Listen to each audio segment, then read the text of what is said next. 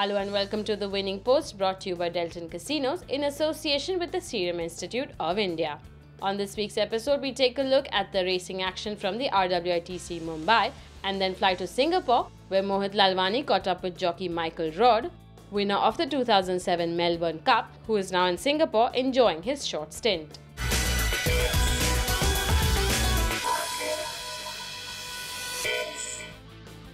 As temperatures soar and the long, languid days of summer approach, it is time to bid adieu to another season of action-packed racing at the RWITC Mumbai.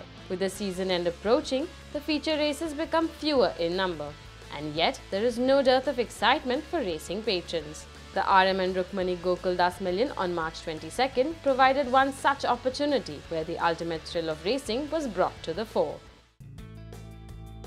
The contest over 1,400 meters saw 8 thoroughbreds come into the parade ring.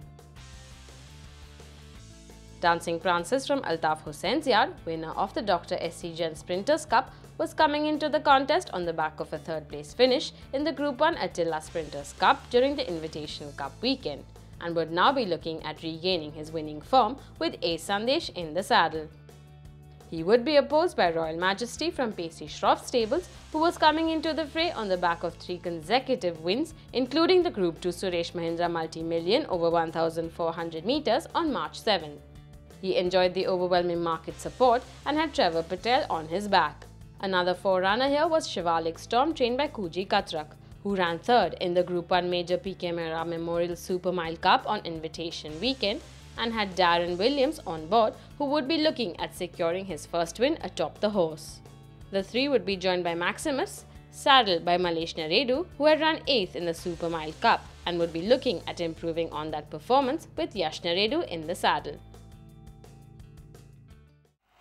And they're away and racing for the RM and Rukmini Goculdas Million. Quite a fair start this is by all the runners, and as the field settles down, its star trainer is the leader as they pass the 1200 meter marker from Shivalik Storm quickly in second spot.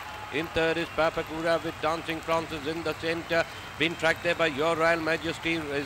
Maximus is hugging the rail. Then there's Heatwave, a close last is Neffin as they pass the 1000 meter marker. Quite a good pace set there by star trainer from Shivalik Storm. Papakura, after that is Dancing Prances in fourth. Truck 4 of the fence there, Your Royal Majesty as the path the 800 on the well. Maximus. Very close behind is Heatwave is in the centre, being tracked there by Neffin as they're running down towards the entrance of the home straight in this RM and Rukmini Goculdas Million. Round the turn and into the straight, star trainer comes in on first, a length and a half in front of Shivalik Storm is the one making a forward move in second spot. Dancing Prances ranging in third, and there's Papakura. Maximus is putting in a run in the centre, and Your Royal Majesty is galloping on the near side. But Shivalik Storm just a shade in front of Dancing Prances, galloping strongly in the centre. Your Royal Majesty is moving up fast on the near side, up that is Heatwave and Neffin, but Dancing Prances in the centre from Shivalik Storm. Your Royal Majesty on the stand side is Dancing Prances. Shivalik Storm, Maximus rallying on the inside. It's Dancing Prances, Your Royal Majesty, Maximus. In a race that was a thrilling dash down to the wire, it was a 4-horse blanket finish that kept spectators on the edge of their seat. Dancing Prances, Royal Majesty, Shivalik Storm and Maximus were neck and neck in the last 300 meters of the race, and the 4 were at the post almost together. The eventual outcome was a dead heat between Dancing Prances and Royal Majesty, while Shivalik Storm took the third spot with just a short head over Maximus.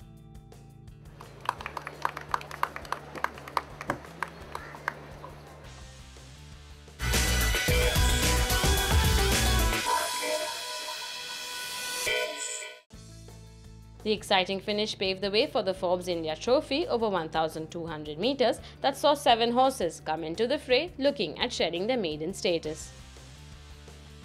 Christmas Eve, trained by Karthik Ganpati, was the market leader here with a second place finish the last time out in the Pro Vogue AGP Multi-Million over 1,200 meters on February 15th. A. Sandesh was on board looking at riding the filly to her maiden victory. S.K. Sundarji had a runner in Magnificence who was making his first start here and would be looking at making a winning debut with Trevor Patel in the saddle. Arakawa, trained by Altamash Ahmed, had finished at the back of the field in the BK Ratansi Memorial Maiden Multi-Million over 1,200 meters. and would be looking at putting up a better performance here with Shrikant Kamble on board. Desert Lily, saddled by Narendra Lagat, had run 5th on her debut last time out in the AFS Talyar Khan Trophy over 1000 metres on February 12th, and would be ridden by Dashrath Singh once again, who would be hoping to ride the filly to victory here. Starters orders, and away they go for the Forbes India Trophy. On settling down, Christmas Eve there takes it up from Desert Lily, then there's Magnificence up on the outside, Arakawa on the inner rails, the Speed Magic, then there's Secret Flame. Another 2 lengths away in the rear, there's Dablo as they go past the 1000. Heading towards the 800, Desert Lily takes it up there from Christmas Eve in second, Arakawa on the outside in third, followed by Magnificence. Then there's Secret Flame moving up a few places. Another 3 lengths away there is Speed Magic, and about 2 lengths away Diablo as they start negotiating the curve at the 600 meters. Desert Lily is the leader from Christmas Eve. Running third is Arakawa, followed by Magnificence. Then comes Speed Magic. Up on the outside is Diablo. Into the last 400 they go. Desert Lily still there by about length and a quarter from Christmas Eve, coming up on the outside. And so Arakawa. Then there's Magnificence, followed by Secret Flame. Then there's Diablo, and now dropping back is Speed Magic. Into the last 200 meters they go, and Christmas Eve has gone ahead and opened up a gap of over 2 lengths from Arakawa. Then there's Magnificence, followed by Desert Lily.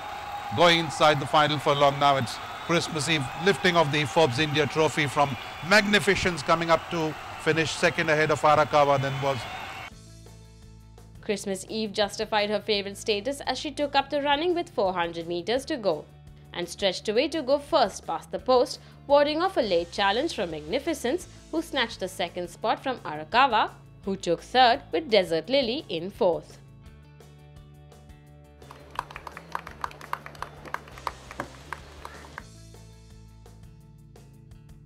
Well, that's a wrap with the news and analysis from the Mahalakshmi Racecourse. When we come back, it's time to head over to Singapore.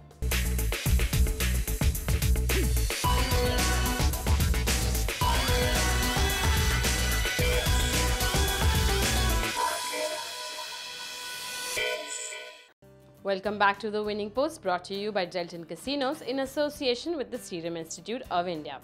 As promised, we fly straight to Singapore to join Mohit Lalvani, who is in conversation with jockey Michael Rodd.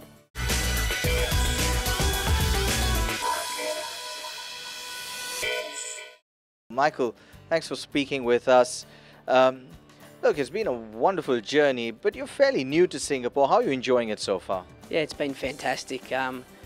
The heat's taken a little bit to get used to, especially race days, because you got small gaps between races, but away from that, it's been really good. The trainers have been really supportive, and the jockeys, is a great bunch of jockeys here, so no, it's been really nice. How did it all happen? Where did Singapore suddenly fall into your radar from? Yeah, it was probably, would have been about 6 months ago. I was looking for a new challenge in Australia, and things were going well there. I thought if I can ride out the Spring Carnival and then sort of turn my attention over here to be good, and I applied for a club jockey licence, and fortunately I was accepted, so yeah, I was happy to jump on a plane and come straight over. Well, that's right. Now let's go back to the beginning. A lot of people I know want to be lawyers, they want to be doctors, they want to run businesses, they want to be bankers, especially if you live in Singapore. Becoming a jockey, it's a bit off the beaten path, isn't it? How did that all happen? Yeah, look, I left school in year 10 and actually did a building apprenticeship. I have never had anything to do with horses, and both my brother and my father have trades, so I thought I'd follow them in their footsteps and do the same thing. And I probably did the first 12 months of building apprenticeship, actually worked on the Sydney Olympic site for the 2000 Olympics, but I was just too small, it wasn't really working, so I gave that away. And I had some friends that were in the industry up just north of Sydney, and they just kept saying, well, you're the right weight and the right size, you should be a jockey. And I said, well, I've never ridden a horse before, I don't know what I'm doing. But they sort of eventually got the better of me, and I rocked up to the stables one morning at Gosford, 3 o'clock in the morning, and as soon as I had contact with the horses, I fell in love with them straight away. And you know, it sort of took me a couple of months until I started riding and learning to ride, and that's where it all began. I got told that if you haven't ridden horses before, and you have to become a jockey, you don't have any bad habits. So I learned to become a jockey straight away. I rode short straight away and got taught how to think like a jockey. I didn't come from an equestrian background or anything like that. So it suited me, and I enjoyed it, so it's been fantastic. Well, you mentioned one thing out there. You mentioned the fact that you first started working with horses. Now, for a rider, your role, unlike that of a trainer, you come, you'll work your horses, then you go home, you have the pick of what you want to really ride on, especially if you're one of the better ones as you are. But getting to know them, how important was that for you, specifically with regards to how successful it finally made you?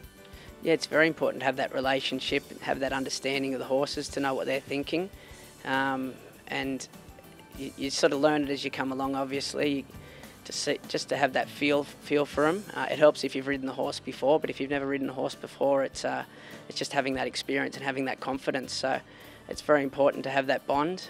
You know, I had a lot of very good teachers when I was an apprentice coming through, a lot of, you know, good jockeys that I could learn from, and that were giving me a lot of tips. And yeah, it's more so confidence, I think, and then confidence in your own ability, and it sort of goes from there. Who were some of your role models? When I was a kid, Malcolm Johnson, I got given a lot of videos of his. He was he was probably almost retired when I kicked off, but guys like him, and you know, Corey Brown, he was a fully fledged jockey, and he rode for the stable that I was apprentice to. So I used to look up to Corey a lot when I was a kid, and he used to give me a lot of pointers. But I've been fortunate; I've had a lot of really solid jockeys right the way through, and you never stop learning in this game. You've got to continue on. You know, whenever you think you've reached the top, you know, that's the end of you. You've got to keep sort of looking out and seeing what the new guys are doing, you know, the young kids coming through their styles. And, you know, you look at Joe and also Manuel, you know, the way they've been taught to ride is completely different to the way that the Australian jockeys were taught to ride. They change their legs a lot. That's the way they're taught. You know, it's something that we don't know. So that's something I'm very interested in. It seems to be that they can get that little bit extra out of their horses. So, yeah, you're always learning, and, yeah, it's good fun.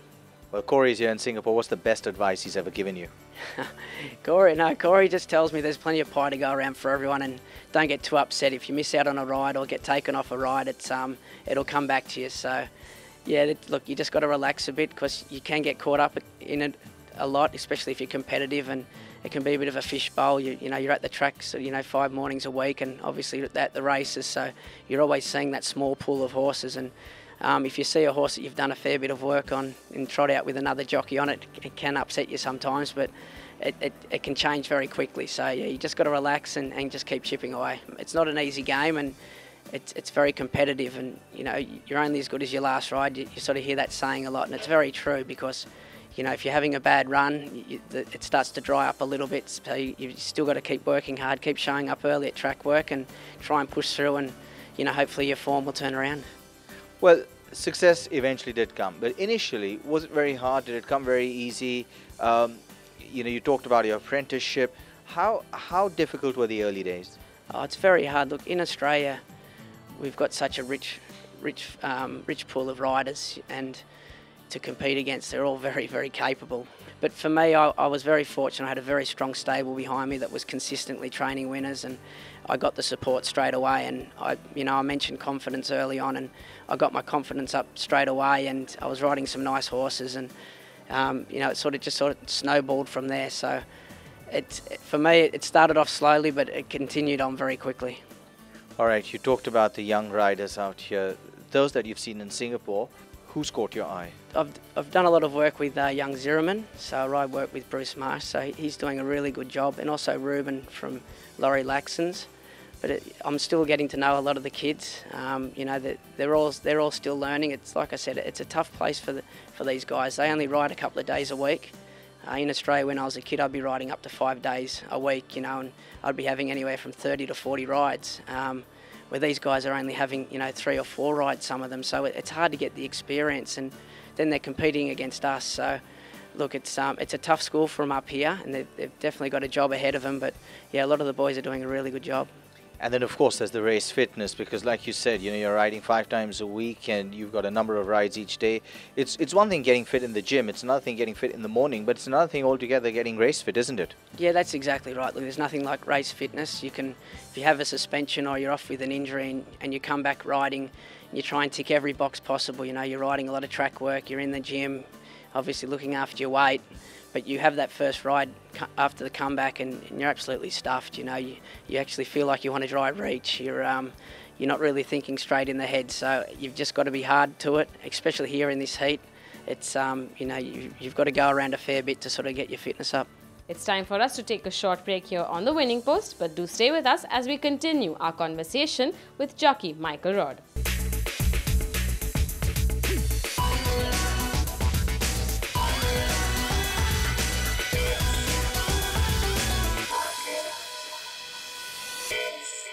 Welcome back to the Winning Post, brought to you by Delton Casinos in association with the Serum Institute of India.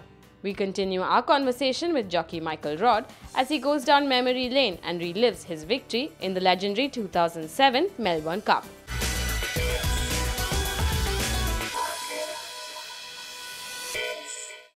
Michael, when we left, we talked about, you know, the race fitness aspect and things like that. Now, a lot of that goes a long way, because one of the most difficult races in the world to win, not just for an equine, but for a jockey, is the Melbourne Cup. Remember that for us. Yeah, look, it's obviously a 3,200 metre race. It's 2 miles, and in Australia we don't have many of those left anymore. A lot of the cup races have been cut because of lack of quality or whatever. So, yeah, there's probably 3 left, and the Melbourne Cup, it's quite a race. Normally, if you've got a ride there, you're probably riding a little bit lighter than what you normally do. It's a big build-up the week before. They have the parade the day before, and it's you know, your phone's going crazy. It's all every Aussie's really talking about is the Melbourne Cup, and race day starts very early. We normally have the first race at 10 o'clock in the morning. The Melbourne Cup's not until 3 o'clock, so it's a long build-up. It's a long time to go without eating or drinking anything too. So, yeah, you get legged on in the enclosure, and it just starts from there. The crowd's really getting excited. You walk out onto the track, and if you're on an immature horse, it does start to tell, because just the moment can get to them, they can start getting revved up and a bit fizzy, and it's the last thing you want when you're just about to go 3,200 metres. You want it to be nice and relaxed, and you've noticed that more the last few years when the internationals come there, their horses that do run that sort of distance every day, they're so much more relaxed than our horses. So the horse I won on Efficient, he was having his first go at the distance, and he's a Zabeel, who horses, they normally get very hot, and he was getting a bit excited before the race. And I remember when the barriers open, when you come down the straight the first time, the noise and the energy that the crowd puts off is quite amazing, and that was probably about my 10th ride in the Cup, so I'd experienced it before, but for the horse, he really fed off that energy, and it's about 600 metres down the straight until you get out around the turn and sort of get away from the crowd, and just the roar was really stirring my bloke up, and he wasn't relaxing at all, and he's given me a bit of a torrid ride. I was trying to get in and get some cover. I eventually got in and just trying to switch him off, and finally when we got past the winning post and going down the back, he relaxed for me, and he spat the bridle out, which you need, because 3,200 metres you've got to save your energy for as long as possible. And the pace came out of the race, and all the horses were relaxing and getting into their rhythm, and everything was going really nicely. And then at about the half mile, the 800, the couple of Irish horses took off and put some pace back into the race, and the race was on again. You know, horses were making their runs. You know, the horses are a bit more one-paced than others. We're trying to get out and get moving, and you know, it's a $5 million race now. I think it was $3 million when I won it, but you know, jockeys are doing all they can to, you know, give themselves every chance. And I remember at about the 600, I thought, right, I need to sort of try and get some room and get out and make a run at these horses. And as I came out from behind over a set of heels to sort of get moving, one of my stable mates actually came across and put me back over some heels, and I sort of got checked and made me wait. And I think at the time he did me a favour, because I let them all go, and then with Efficient he has to get to the outside. He's a very, very good stayer, but you'll only see him do his best if he can get to the extreme outside. And I was able to do that. I was able to get him to the outside, and he came up underneath me, and he felt fantastic. And you sort of got to check yourself a little bit, because it's, you know, it's the race that stops the nation. It's something that you grow up as a kid watching, and then obviously when you're apprenticed and start riding, you dream about just riding in the race. But to be at the 400 metre mark and have a lap full of horse is a lot to take in, and the crowd's going crazy, but you just got to try and keep your focus. And I was very tired and very fatigued at the time, because I was riding light, and I just remember looking up and seeing Damien Oliver kick clear on Green Moon, an English horse, and they're normally a bit one-paced. You know, they sort of give you a length and then they'll whack away. And I knew Efficient, if he was right, he can really reel off some sectionals. And I just sort of tried to count to 10 and got to about 4 and went, no, I'm going. So I set off for home and he reeled him in. We got level at about probably the 100 metre mark, and fatigue set in for both me and the horse. I was doing my best, and Damien Oliver's a very hard jockey to get past. He can really lift his horses and get the most out of them, but thankfully I had the roll on him and I rolled past him, and I reckon I put about a neck on him, and that's the margin I won by. And the first thing I did, because I'm very good mates with Damien, was I spun around and just said, I can't believe I just won the cup, and he just looked at me and shook his head. But yeah, it's a lot of emotion. It's you know, you're pulling up and you get interviewed by John Letts, who interviews you on the pony, and it's a lot to take in. You know, it's a sort of sensory overload.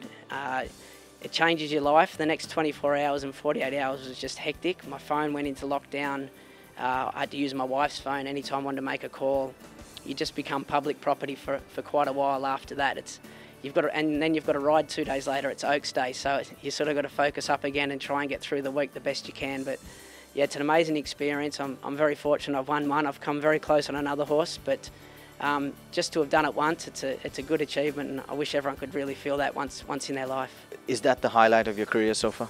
Oh, without a doubt. It's, you know, it has the saying, it's a race that stops the nation, but now it stops the world. You know, when I started riding in it, there weren't many sort of European horses or any internationals coming out. I think not many at all, because it's just too far to come. You know, it's such a big trip, but it's a race that they want to come down to because it's a handicap, you know, and they can sneak a couple of their good stayers into. So it's massive now. The Japanese come out, you know, the English come out, the French horses are there. They've won a couple, you know, Red Cordo's backing up all the time and going around. So the owners want to be there, the trainers want to be there, and now the jockeys. And that's right, and part of history as well. Now you've also won the Ron Hutchinson championship, haven't you? Yeah, look, I've won it's an award they hand out over the Spring Carnival for one of the best rides over the carnival. I've won that a couple of times, but also won the Scobie Breesley Award, which is handed out to a Victorian jockey at the end of each season. It's actually scored by the stewards, and it's 1, 2, 3 count. And very fortunate because, you know, the jockeys that have won that in the past, like Damien Oliver and Craig Williams, Glenn Boss, and these guys, they're absolute legends of the sport back in Australia, and you know, I'm very humbled to have my name up next to theirs. Now, if you had to give yourself an award for a ride in Singapore, which one would that be?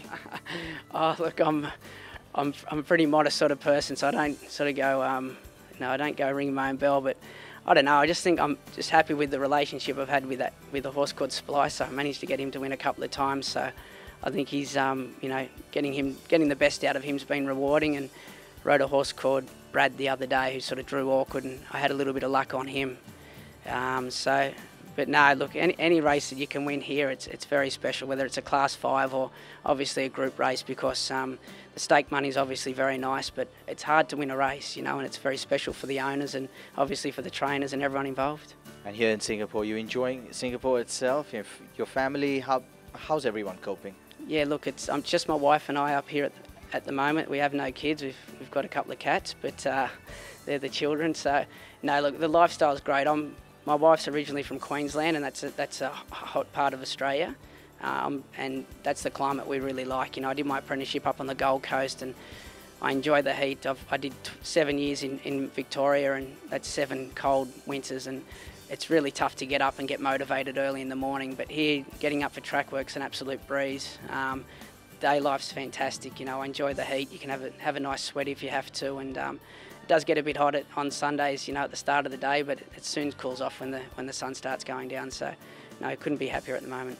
What are some of the things you do outside of horse racing with your wife, for example? Yeah, look, we're big movie goers. I do spend a lot of time just going over form and stuff like that, so I'm a bit of a racing geek when it comes to that side of the things. So I probably should find a hobby now that I've got a bit more spare time on my hands, but no, look, we'd just like to go to the movies and sort of get out of the apartment. But played in the golf day the other day, which was fantastic. That was very well organised by Deb and her team. And you know, if more of those days come up, I'll be happy to go and play. Any superstitions? Racing's filled with them, aren't they? They are, but not myself. Look, I just know that if you put the hard work in and you show up, you know, in the right frame of mind, then that's enough. But superstitions for me, I don't have any. That's all we have time for on this week's episode of The Winning Post. Do remember, if you've missed anything, you can always catch us on our YouTube channel, www.youtube.com/winningpostracing. For race day tips and updates, you can follow at Mohit Lalvani on Twitter, and you can also follow all the action on our Facebook page. Until we see you next week, may the horse be with you.